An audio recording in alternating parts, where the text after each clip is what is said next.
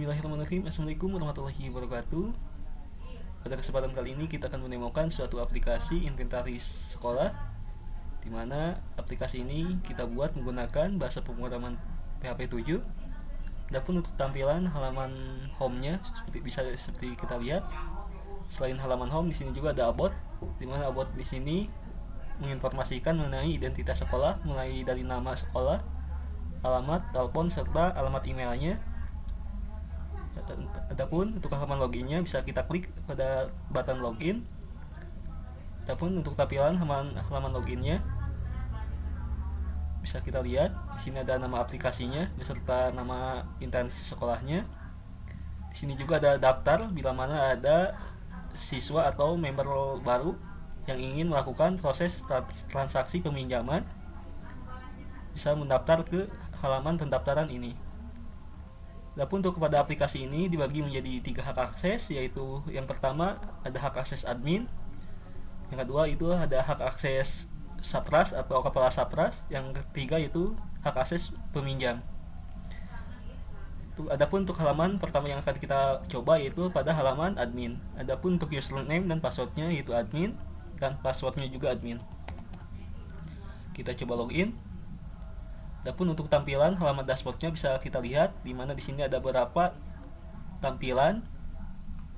Adapun untuk verifikasi pinjam ini bila mana ada user baru yang melakukan proses peminjaman, mana ini ditunjukkan mengenai data barang yang dipinjamnya, lain dari nama peminjam, nama barang, jumlah yang dipinjam, serta tanggal kembali dari barang yang dipinjam. Di sini juga kita bisa memverifikasinya apakah diterima maupun ditolak. Selanjutnya di sini ada verifikasi peminjam bila mana ada user atau member baru yang mendaftar ke aplikasi peminjaman ini atau ke aplikasi inventaris sekolah ini. Bila mana ada member baru, di sini admin bisa memverifikasinya baik itu secara diterima maupun ditolak. Di sini juga selain halaman dashboard ada fitur peminjaman. Di sini kita bisa menambahkan daftar peminjam bila mana ada peminjam baru. Dari nama peminjamnya siapa, tanggal pinjamnya tanggal berapa, nama barang yang dipinjam, jumlah pinjaman, tanggal kembali, serta kondisinya dari barang yang dipinjam. Selanjutnya itu ada data barang. Di sini ada pada data barang itu ada data barang.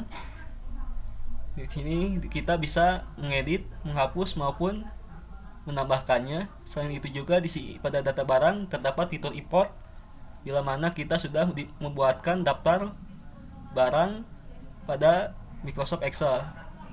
Adapun untuk formatnya bila mana kita ingin membuat manual pada Microsoft Excel, di sini untuk tampilan formatnya bila mana sudah dibuat bisa kita importkan ke aplikasi ini dengan cara upload file kemudian simpan. Maka nanti data barang akan bertambah berdasarkan data yang sudah kita masukkan pada Microsoft Excel tadi. Begitupun pada data barang keluar. Di sini bila mana kita mau melakukan proses tambah barang atau barang keluar, maka jumlah data yang kita masukkan akan berpengaruh ke data barang. Contohnya di sini pada data barang disebutkan jumlah barang yang masuk ini untuk jumlah barang menginformasikan mengenai stok awal. Ini jumlah barang yang masuknya, hasil jumlah dari barang yang masuk di total stok awal dengan jumlah barang yang sudah masuk. Kemudian di sini ada jumlah barang keluar berdasarkan bila mana kita sudah melakukan transaksi barang keluar, maka akan dimasukkan ke sini. Adapun untuk sisa stoknya itu hasil jumlah dari atau hasil pengurangan dari total barang masuk dikurangi total barang keluar. Selain itu pada data barang masuk juga sama seperti pada data barang keluar. Di sini kita bisa menambahkan, mengedit maupun menghapusnya. Dan bila mana kita mengedit akan berpengaruh ke data barang.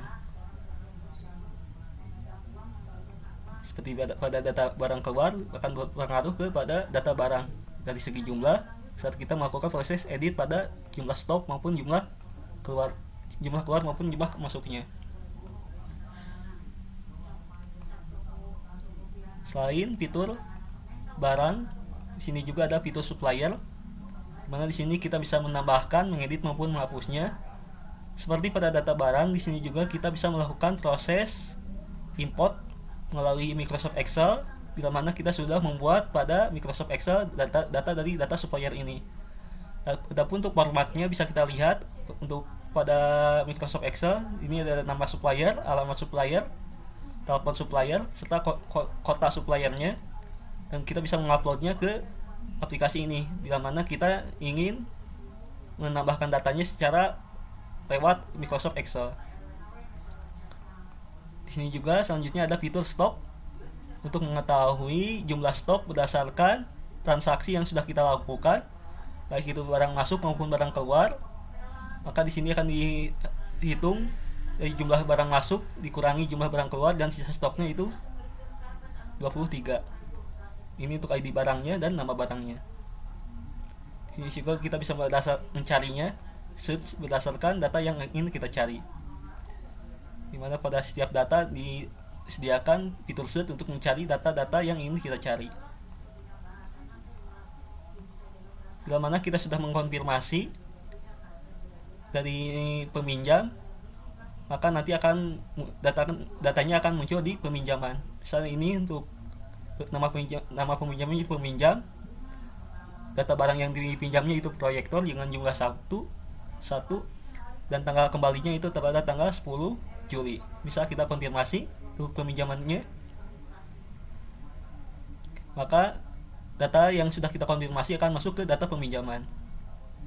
Dan di sini juga kita bisa mengkonfirmasi bila mana data barang itu sudah dikembalikan dan ngecek apakah kondisinya baik, kurang baik atau rusak berdasarkan data barang yang sudah dikembalikan. Bila mana kita sudah kembalikan, kita tinggal klik saja button kembali ini, maka statusnya akan berubah sudah kembali bila mana barang tersebut sudah dikembalikan. Dan di sini juga kita bisa ngeditnya kondisi barang yang bersangkutan, baik-baik, kurang baik maupun rusak. Misal di sini baik, kita edit, maka kondisinya baik. Mungkin itu saja beberapa fitur atau data mengenai pada halaman admin. Selanjutnya kita akan mencoba masuk ke halaman Sapras. Selain itu sebelumnya di sini juga kita bisa ada fitur search untuk mencari halaman yang ingin kita cari. Bila mana kita tidak mau mengetik atau mencari pada fitur navbar ini, bisa stop, maka kita akan diarahkan ke halaman stop. Ini ada statusnya mengenai satu barang yang dipinjam. Dari jumlah 23 stok ini. Mungkin itu saja untuk fitur tambahannya. Kita coba masuk ke halaman Sapras. Adapun untuk username passwordnya itu username-nya Sapras dan passwordnya juga Sapras. Kita login. Oke, untuk username-nya salah. Kita coba lagi. Atau kita cek ke database, takutnya salah. Untuk username-nya Sapras, kita salin. Dan passwordnya juga Sapras. Kita coba login lagi. Oke, sudah berhasil login. Adapun untuk tampilan halaman dashboardnya bisa kita lihat. Di sini juga kita bisa mencari tiap halaman pada fitur search. Adapun untuk tampilan dashboardnya, ini untuk jumlah peminjamnya. Yang pertama yang sudah diverifikasi dan yang belum diverifikasi. Di sini juga tidak jauh berbeda. Ada fitur data barang mengenai data barang masuk dan barang keluar. Yang membedakan dengan halaman admin yaitu di sini hanya bisa menambahkan secara manual. Tidak ada fitur import pada data barang jika mana kita ingin menambahkan barang yang bersangkutan. Karena untuk fitur import Excel hanya ada di halaman admin. Terus yang membedakan dengan halaman admin pada halaman Sapras ini yaitu ada fitur generate laporan, bila mana kita ingin mengekspor laporan pada data barang atau data lain berdasarkan yang sudah kita lakukan pada proses transaksi, di mana pada data laporan ini ada laporan peminjaman, ada data barang cetak masuk, ada data barang dan data barang keluar. Dan di sini juga kita disediakan pilihan bila mana kita ingin mengekspor ke laporannya, baik itu dari keseluruhan data maupun per ID dari data peminjamnya. Pada data barang masuk juga kita bisa memilih berdasarkan tahun dari data barang yang sudah kita lakukan pada proses transaksi, dimana untuk pada data terbaru ini datanya itu data tahun 2023. Adapun pada data laporan data barang, di sini kita bisa mencarinya berdasarkan kategori maupun jenis barangnya.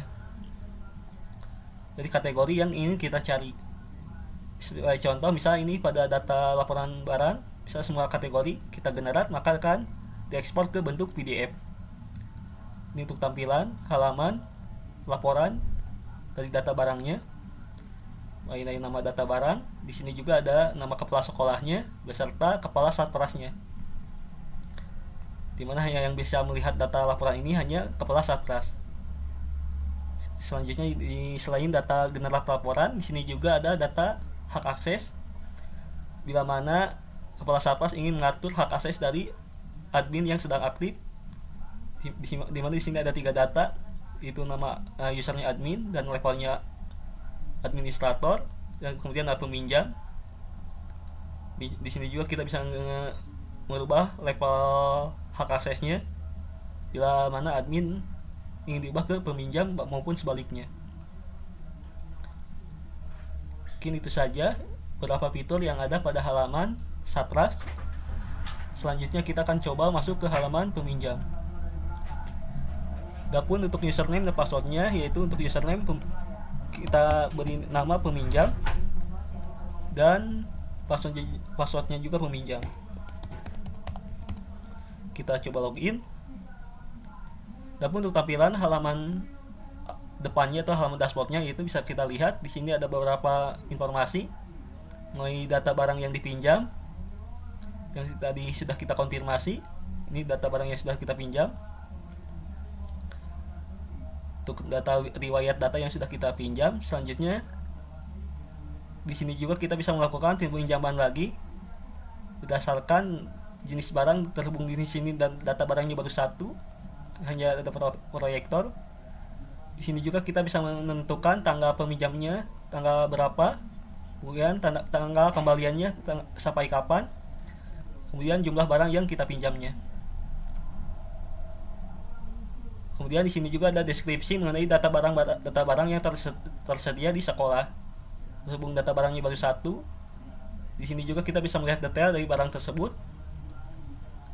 dari ID barangnya, nama barang, spesifikasinya, lokasi barang tersebut, kemudian kategori, jumlah barangnya, kemudian ini untuk jumlah barang awal belum dijumlahkan dengan jumlah barang masuk, dan sumber dana yang dibuat berdasarkan data barang tersebut bersumber dari sumber dana yang mana. Gitu saja untuk data barangnya. Di sini juga ada peminjaman belum diverifikasi, bila mana kita saat melakukan proses peminjaman belum diverifikasi oleh admin. Dan di sini juga kita bisa ada button batalkan bila mana kita ingin membatalkan peminjaman. Di sini ada sedikit error. Mungkin ini lebih cocok ke PHP 5 bila mana kita ingin mencobanya. Terhubung di sini saya menggunakan PHP 7, tapi tidak terlalu berpengaruh pada saat kita mau melakukan tambah data, input data maupun hapus data. Bila mana kita pindahkan ke PHP 5, terhubung di sini PHP saya multiple, maka error akan hilang. Dimana untuk PHP 5 ini lebih compatible, lebih cocok dibanding kita menggunakan PHP 7. Walaupun kita dibuatnya menggunakan PHP 7, terhubung PHP 7 nya saya menggunakan versi yang terbaru. Error yang barusan sudah hilang. Jadi saya sarankan bila mana ingin menggunakan di laptop Anda menggunakan PHP 7, kalau bisa menggunakan PHP 7.1 ke bawah. Terhubung di sini saya menggunakan PHP 7 versi terbaru, jadi ada sedikit bug atau error bila mana kita membuka salah satu halaman. Kita logout saja. Kita coba lagi pada halaman admin.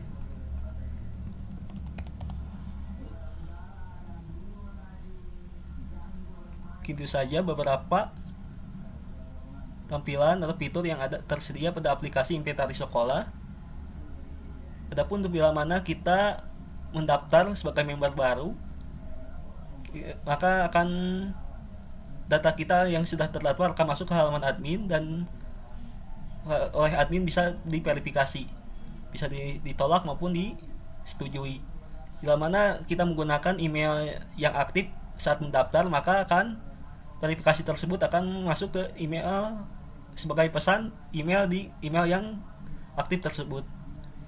Bila mana dilakukan oleh admin juga sama, kita klik setujui, maka kita akan diarahkan ke halaman verifikasi untuk menyetujuinya. Bila mana ini dilakukan oleh admin. Adapun bila mana kita mendaftarkannya menggunakan email yang aktif, maka akan ada notifikasi ke email yang bersangkutan.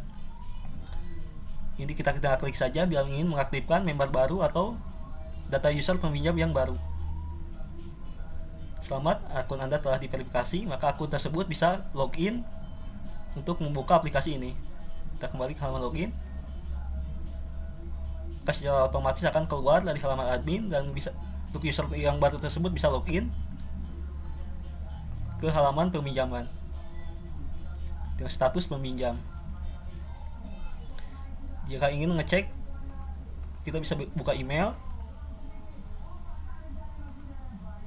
dasarkan untuk verifikasi akun yang barusan.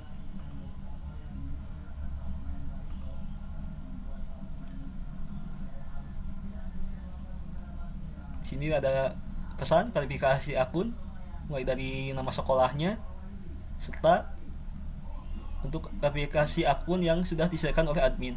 Kita tinggal klik saja, kemudian kita bisa login setelah mendaftar pada aplikasi inventaris sekolah tersebut. Kita klik, maka kita secara otomatis sudah terverifikasi. Terhubung barusan sudah kita verifikasi oleh admin, maka di sini halamannya kosong karena sudah diverifikasi. Itu saja mengenai demo aplikasi inventaris sekolah. Semoga bermanfaat. Mohon maaf dari segala kekurangan. Adapun yang ingin source kodenya bisa hubungi email yang ada di deskripsi video. Jangan lupa like dan subscribe. Sekian, terima kasih.